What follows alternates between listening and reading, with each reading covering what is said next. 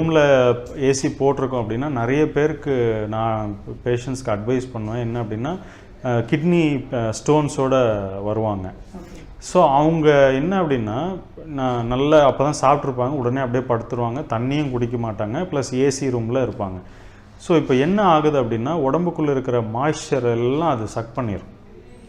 So அது AC தவிர்க்க முடியாது. இருந்தாலும் அவங்களுக்கு என்ன ஒரு அட்வைஸ் அப்படின்னா நம்ம விண்டோ இருந்தது அப்படின்னா ஒரு விண்டோ கொஞ்சமாவது திறந்து வச்சுருக்கணும். ஸோ ஃப்ரெஷ் ஏர் உள்ளே வரணும். அந்த ஃப்ரெஷ் ஏரை தான் நம்ம ஏசி வந்து கண்டிஷன் பண்ணி கொடுத்தது அப்படின்னா அது பிரச்சனை இல்லை.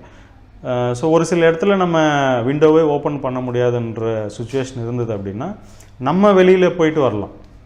ஒரு எவ்ரி 1 ஹவரோ இல்லை 45 மினிட்ஸ் ஒன்ஸ் வந்து கொஞ்சம் வெளியே போயிட்டு ஃப்ரெஷ் ஏரை ப்ரீத் பண்ணிவிட்டு வரணும்.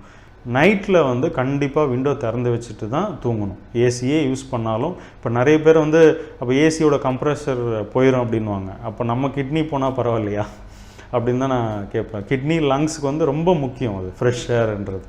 ஸோ அதனால் கொஞ்சமாவது ஓப்பன் பண்ணி வச்சுட்டு தூங்கணும். லேட் நைட் வந்து ஒர்க்காக இருக்குது. ஸோ நைட் ஷிஃப்ட்லாம் பார்க்குறதுனால வந்து அவங்க நைட்டு ஃபுட்டு எடுத்துக்கிற டைமிங்கே என்டையராக வந்து மாறிடுது. ஸோ அதை வந்து இந்த நேரத்தில் தவிர்க்கவும் முடியாது. ஸோ அந்த மாதிரி உள்ளவங்க வந்து எந்த மாதிரி உணவை வந்து சாப்பிடணும்? நைட் ஷிஃப்ட் பண்ணுறவங்க ஒரு 8:30 9க்குள்ளே அவங்களோட மீல்ஸ் கம்ப்ளீட்டாக முடிச்சிடணும். அதுக்கப்புறம் சாப்பிடவே கூடாது. அவங்க முழிச்சிட்டு இருந்தாலும் அவங்க நிறைய பேர் என்னென்னா 1 மணிக்கு சாப்பிட்டுட்ருப்பாங்க, இல்லை டீ காஃபி குடிப்பாங்க. அந்த மாதிரி தவறுகள்லாம் பண்ணக்கூடாது. ஏன்னா பிட்வீன் 10 and 4 10 மணிலேருந்து 4 மணி வரைக்கும் நம்ம உடம்புல இருக்கிற கழிவுகளை வெளியேறதுக்கான டைம் அது. அப்புறம் டெட் செல்ஸை ரிமூவ் பண்ணுறதுக்கான டைம். அதுக்கப்புறம் ரெஜுவினேஷன் ஆகும். பாடி வந்து கம்ப்ளீட்டாக ரீஜென்ரேட் ஆகும். தேவையில்லாத கெட்டுப்போன செல்கள் எல்லாத்தையும் வெளியாக்கிட்டு அதை ரீப்ளேஸ் பண்ணுறது அந்த பிட்வீன் 10 and 4 நிறைய நடக்கும். ஸோ அந்த நேரத்தில் நம்ம முழிச்சிட்ருக்கிறது தவறு தான். பட் நம்ம அந்த நேரத்தில் சாப்பிடும்போது நம்ம உடம்போட ஆற்றல் என்ன அப்படின்னா அதை ஜீரணம் பண்ணுறதுக்காக மட்டுமே போயிடும். இந்த வேலைகள் எதுவுமே நடக்காது.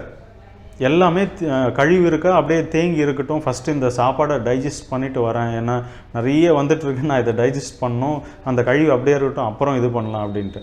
ஸோ நாளைக்கும் இதே ரிப்பீட் பண்ணோம், அடுத்த வாரம் ரிப்பீட் ஆகும், அடுத்த வருஷமும் இதே ரிப்பீட் ஆகும்போது அந்த ஒரு ஸ்டேஜில் கழிவோட தேக்கம் வந்து அதிகமாகும்போது தான் நமக்கு நோயோட ஆரம்பம் வந்து ஸ்டார்ட் ஆகும்.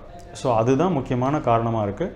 ஸோ அதுக்கு வந்து நைட்டில் அவங்க எவ்வளோ சீக்கிரம் முடியுமோ சாப்பிட்டுட்டு அதுக்கப்புறம் தண்ணி மட்டும் குடிச்சிட்டு எவ்வளோ சீக்கிரம் அவங்க போய் தூங்க முடியுமோ தூங்கிட்டு, அது தூங்குறது கூட பார்த்திங்கன்னா ஒரு 6 to 8 hours ரெஸ்ட்டு கிடச்சிது அப்படின்னா ஓரளவுக்கு காப்பாற்றிக்கலாம் அவங்க உடம்பை.